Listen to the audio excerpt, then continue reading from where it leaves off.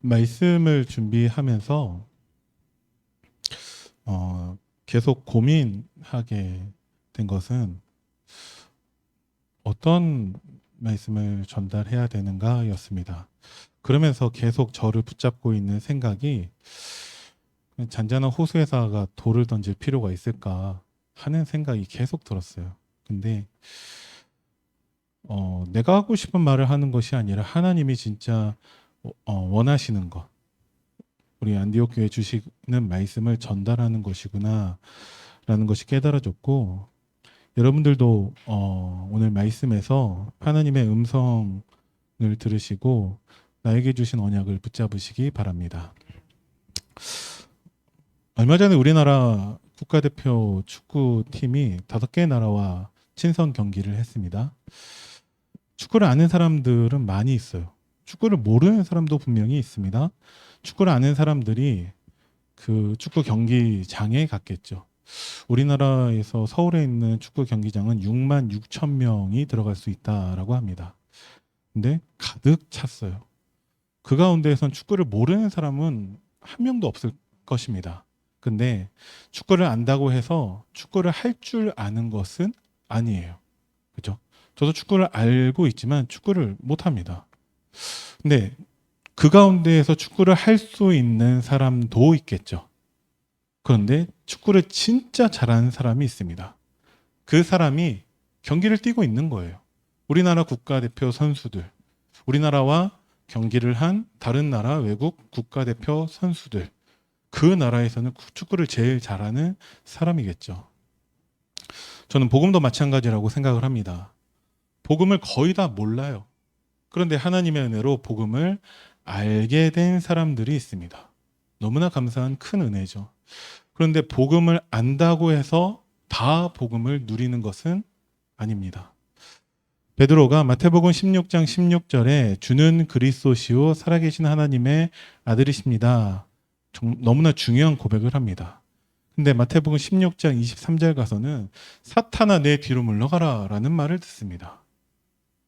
복음을 알게 되었어요. 육신이 아니라 하늘에 계신 내 아버지께서 복음을 알게 하셨습니다. 그런데 베드로가 그 복음을 실제로 누리고 있는 것은 아니죠. 복음을 안다고 해서 다 복음을 누리는 것은 아닙니다. 그런데 복음을 누리는 자 가운데에서 진짜 복음을 잘 누리는 사람이 있습니다. 그 사람들을 통해 하나님은 복음을 증거하십니다. 바울을 보면 참 재밌는 사람이에요. 바울은 복음을 모르는 정도가 아니라 아예 하나님을 대적하는 사람이었고 예수 믿는 사람을 잡으러 다니던 사람이었습니다. 그런데 다메섹에서 예수님을 만나서 이제 진짜 복음의 사람이 되었고 복음의 증인이 됩니다. 그럼 바울같이 훌륭한 사람이 되어야 하냐? 우리가 복음을 잘 누리고 잘 전할 수 있는 한 가지 기준이 있다면 오직입니다. 지난주 말씀 가운데서도 서기관들, 바리새인들도 부활을 믿고 부활을 인정하는 사람들이에요. 하지만 그들은 비슷한 복음, 섞인 복음, 어쩌면 틀린 복음을 가지고 있지 오직 복음은 아닙니다.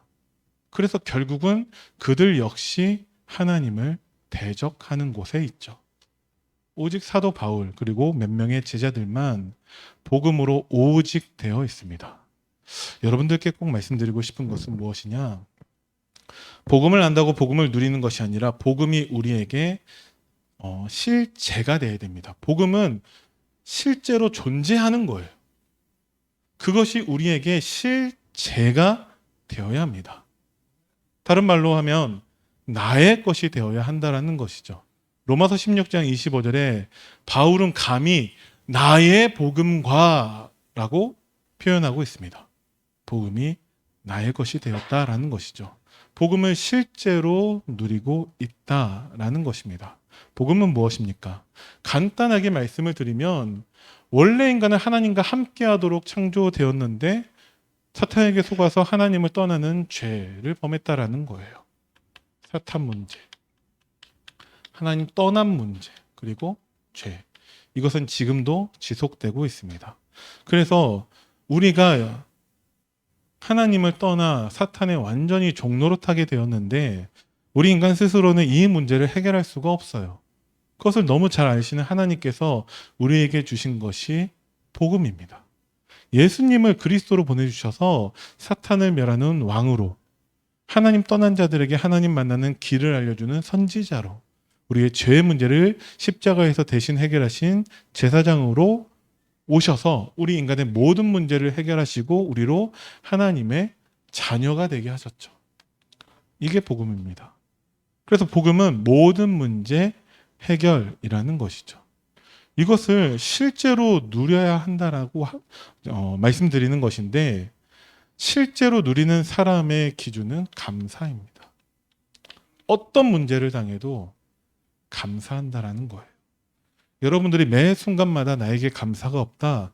그러면 내가 복음과 거리가 멀어졌을지도 모릅니다. 그래서 여러분들이 이 기준을 가지고 조금이라도 더 복음에 가까이 가고 그 복음을 실제로 누리시기를 바랍니다. 한복희라는 사람이 있더라고요. 잘 모르시죠? 저 오늘 아침에 알았어요.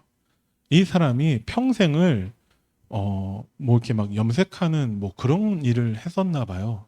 그러다 보니까 사람 관계에 뭐 맺을 필요도 없고 그냥 자기 하는 일이 좋아서 평생 그 일을 하다가 53세에 그 일 때문에 그 막 염려나 이런 것들 때문에 병을 얻게 됩니다.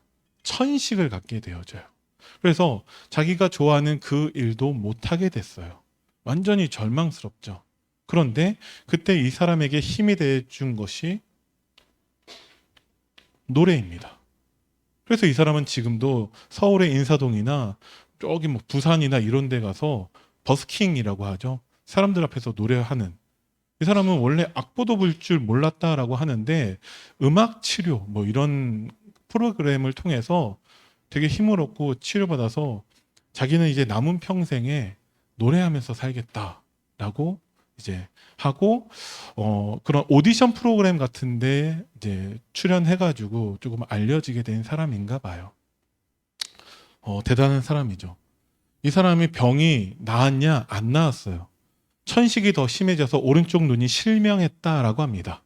근데 자기는 눈이 하나 안 보여도 얼마든지 노래 부를 수 있다. 그래서 지금도 평생 난 죽을 때까지 노래하며 살겠다라고 합니다. 이 사람이 가지고 있는 해답이 진짜 해답이냐? 이 사람이 가지고 있는 이 노래라는 답이 자기의 문제를 해결했냐? 전혀 해결해 주지 못했어요. 그런데도 불구하고 이 사람은 여기에서 힘을 얻고 여기에서 답을 찾았습니다. 하나님의 복음은 실제합니다. 그죠? 그것을 우리가 실제로 누리지 못한다면 우리는 복음 없는 불신자보다도 못한 인생을 살게 된다는 것이죠. 자, 오늘 말씀의 제목은 두려워하지 말라 가이사 앞에 서야 하리라 입니다. 저는 항상 말씀 받을 때에 이 말씀을 하나님 나에게 왜 주십니까? 질문을 합니다. 주로 서론에서 이 말씀의 답을 찾죠. 제가 찾은 답은 무엇이냐?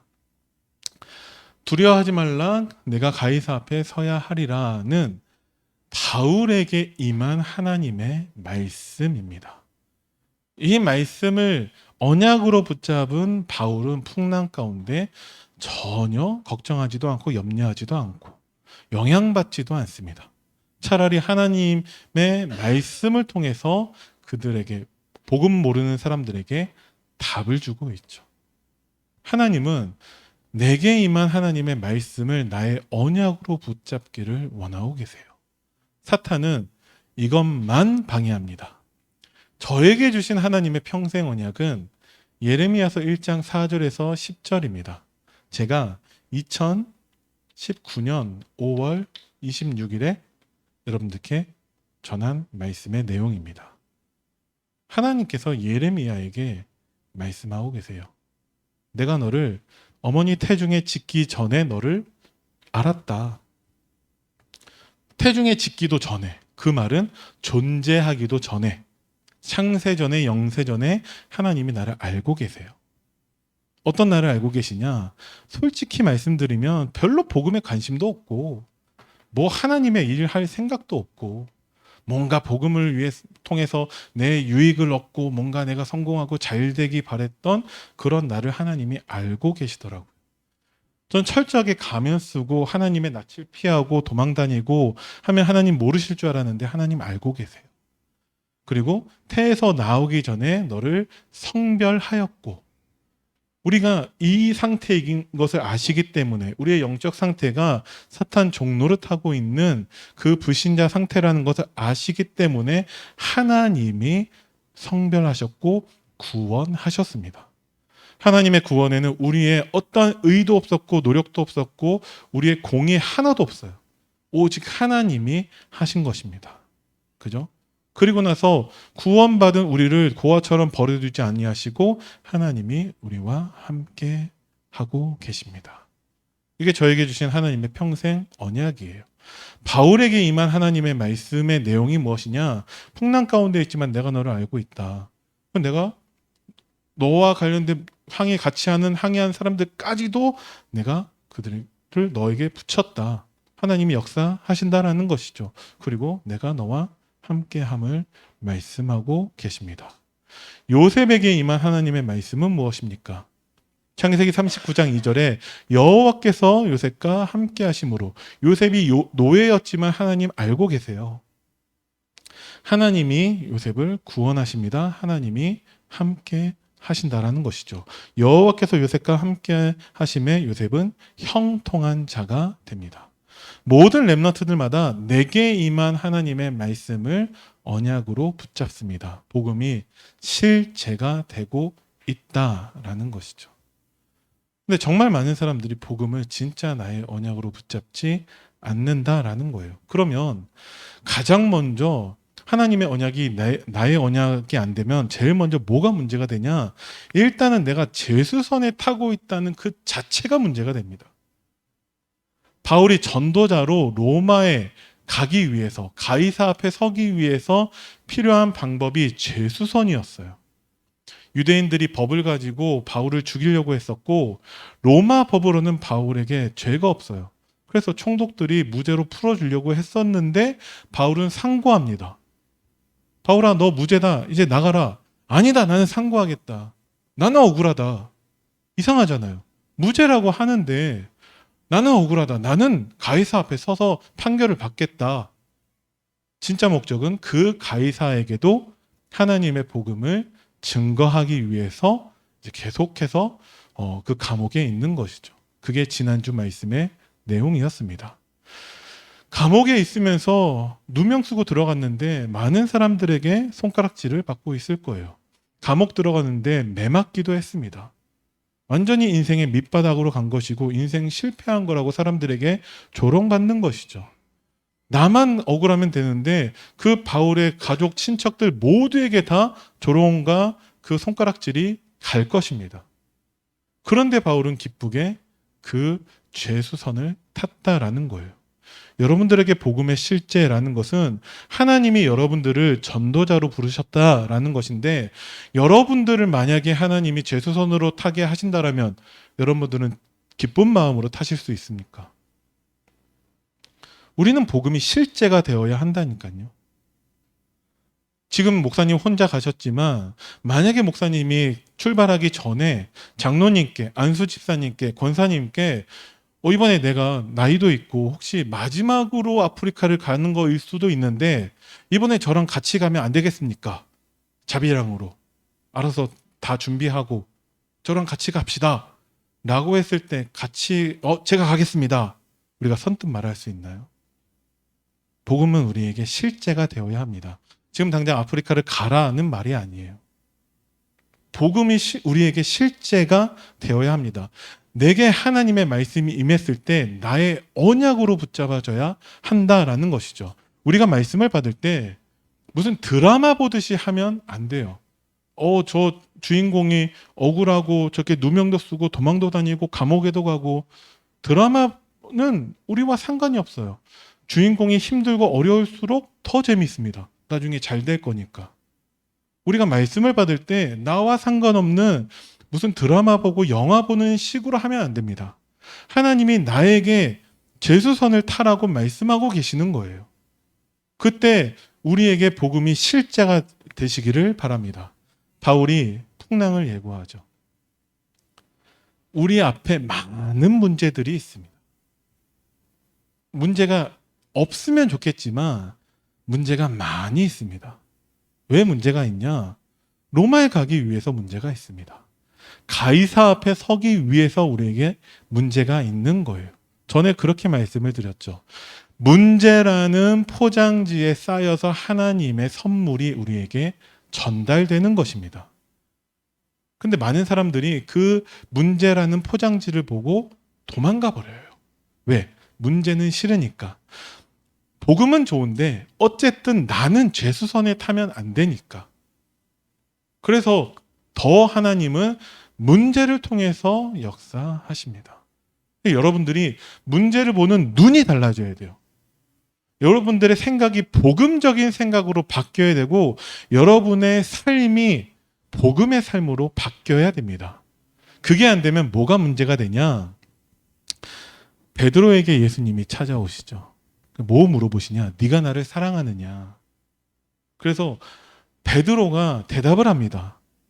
이제 베드로는 완전히 복음으로 바뀌었어요. 그래서 내가 주를 사랑하는 줄 주님께서 아시나이다. 그죠? 그때 예수님이 부탁하신 것이 네 어린 양을 먹이라. 우리가 복음의 삶이 되지 않으면 복음으로 바라보고 복음의 생각을 하지 못하면 네 어린 양을 먹일 수가 없습니다. 우리 교회 랩런트들이 지금 다 어디가 있습니까? 랩런트들만의 문제입니까? 우리가 증인되지 못하면 내 어린 양을 먹이라 그 하나님의 사명을 우리가 버린 것과 똑같은 거예요. 사람들의 반응이 풍랑을 예고했는데 사람들의 반응은 바울의 말보다 선장의 말을 더 믿습니다. 우리가 세상의 전문가들, 성공한 사람들, 뭔가 권위 있는 사람들, 세상의 방법을 가지고 교회로 들어오면 안 돼요. 우리는 오직 하나님의 말씀만 붙잡아야 됩니다. 나머지는 참고할 뿐이죠. 상식을 무시하는 게 아니에요. 상식 위에 우리는 하나님의 말씀으로 오직 되어야 합니다. 그리고 바울의 풍랑 예고처럼 갑자기 풍랑이 들이닥치죠. 이렇게 우리에게 문제가 옵니다. 자, 바울의 전도는 바울이 그들에게 위로하고 있죠. 여러분들이 내 말을 듣고서 우리가 그 항해를 하지 않았으면 좋지 않았겠냐. 물건이나 생명도 우리가 손해를 입지 않았을 건데 바울이 사람들을 조롱하고 있는 건가요? 아니죠. 이 문제를 통해서 하나님이 답을 주고 계신다라는 것을 그들에게 전달하고 있습니다. 근데 바울은 뭐 하고 있냐? 바울은 하나님께 기도하고 있다라는 것이죠. 지난주 말씀 가운데에서도 사도행전 23장 11절이 어떻게 시작하냐? 그날 밤에 주께서 바울 곁에 서서 이르시되, 바울은 자고 있는데 주님이 성령으로 나타나셔가지고 바울을 깨워가지고 말씀하신 걸까요? 바울의 입장에서 그 성경을 기술한다면 바울이 그날 밤에 하나님께 기도하는 중에 성령으로 나타나셔서 하나님이 이르시되 라고 할 수 있겠죠. 이 풍랑 가운데서도 바울은 기도하고 있습니다. 왜 그러냐? 문제가 아니라 하나님이 주신 답을 발견했기 때문에 바울은 기도하고 있는 것이죠. 그 갈등, 그 사람들 가운데에서 바울의 말을 듣지 않고 항해를 하는 선주와 선장을 원망하는 그 사람들 가운데 그것이 생명을 살리는 갱신의 기회가 되는 것을 바울이 전달하고 있습니다. 그리고 그 위기가 내가 너와 항해하는 모든 사람들을 내게 주었다. 그들에게 복음을 전하는 기회가 되는 것이죠. 내가 속한 바, 내가 섬기는 하나님의 사자가 이렇게 말씀하셨다라고 그들에게 전달하고 있는 것입니다. 그래서 여러분들이 어떤 문제를 만나든지 간에 복음의 눈으로 바라보시기 바랍니다. 복음적인 생각을 하는 거예요. 복음적인 생각의 기준은 무엇입니까? 살리는 것입니다. 저 사람이 나한테 왜 저렇게 하지? 살려야 됩니다. 그죠? 예. 세상은 경쟁에서 내 친구라도 나와 경쟁하는 사람은 다 죽이고 내가 나만 성공해야 되는 게 세상의 방법인데 그 사람까지도 살리는 것이 복음의 능력입니다. 그리고 그들에게 하나님의 뜻을 전달하고 있죠. 그게 오늘 본문 말씀입니다. 두려워하지 마라. 왜? 하나님이 함께 하시니까 복음의 언약을 전달하는 것이죠. 가이사 앞에 서야 하겠고, 이게 바울이 계속해서 하나님께 드렸던 기도 내용이라는 것이죠.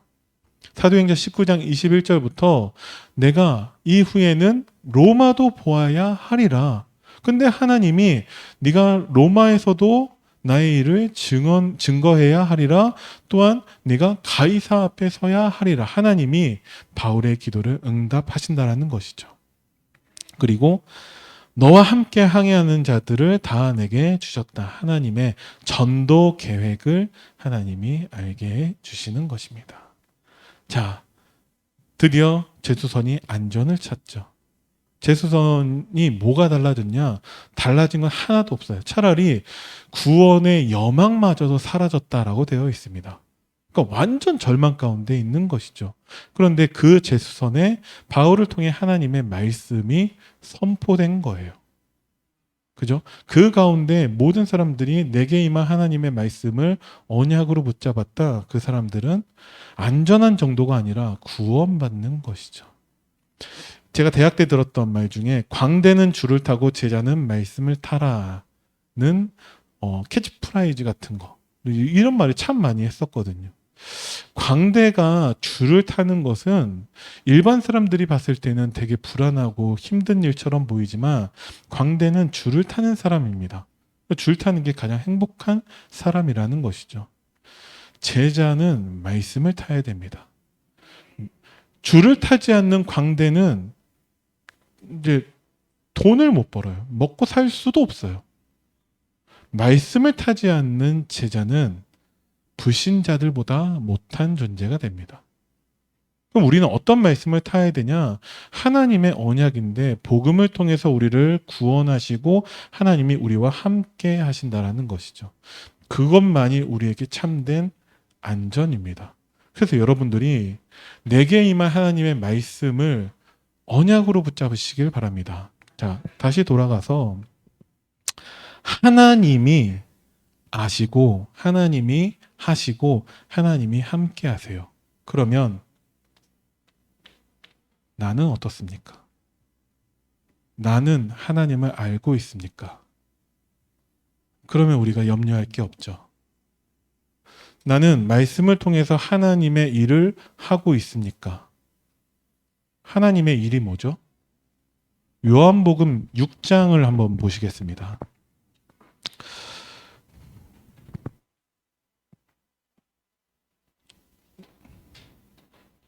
요한복음 6장 28절부터 29절을 우리 함께 읽겠습니다.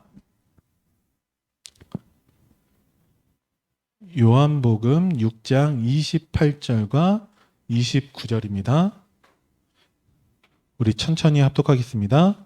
그들이 묻되 우리가 어떻게 하여야 하나님의 일을 하오리이까? 예수께서 대답하여 이르시되 하나님께서 보내신 일을 믿는 것이 하나님의 일이니라 하시니.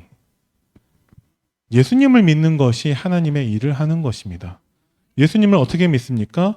내게 임한 하나님의 말씀을 통해서 우리는 예수님을 믿는 것입니다. 예수님을 통해서 하나님이 하신 일이 뭐죠? 모든 것을 다 알고 계신 하나님이 우리를 구원하셨어요. 예수님을 통해. 그리고 지금 성령으로 우리와 함께하고 계십니다. 이게 하나님의 일이에요. 근데 왜 우리가 하나님의 일을 못하냐? 그 앞에 있는 26절, 27절을 보겠습니다. 우리 합독합니다. 예수께서 대답하여 이르시되 내가 진실로 진실로 너희에게 이르노니 너희가 나를 찾는 것은 표적을 본 까닭이 아니요 떡을 먹고 배부른 까닭이로다. 썩을 양식을 위하여 일하지 말고 영생하도록 있는 양식을 위하여 하라. 이 양식은 인자가 너희에게 주리니 인자는 아버지 하나님께서 인치신 자니라. 아멘. 우리가 자꾸 영원한 떡이 아닌 자꾸 썩어질 그 떡을 위해서 우리의 삶의 이유와 목적과 방향이 하나님과 맞지 않고 자꾸 세상에 가 있기 때문에 하나님의 일을 하지 못하는 것입니다. 다시 질문해 보겠습니다. 여러분들은 말씀을 통해서 하나님의 일을 하고 계십니까? 우리가 그 질문에 답할 수 있어야 한다라는 거예요. 하나님은 우리와 함께하고 계십니다. 그러면 여러분은 하나님과 함께하고 계십니까? 하나님은 우리와 함께하고 계신다니까요. 근데 많은 사람들이 하나님의 낯을 피해 도망가고 있다는 것이죠. 하나님의 말씀이 내게 임하는데 그 말씀에 내가 관심이 없다라는 거예요. 우리가 어느 정도로 우리가 하나님 말씀에 집중해야 되냐?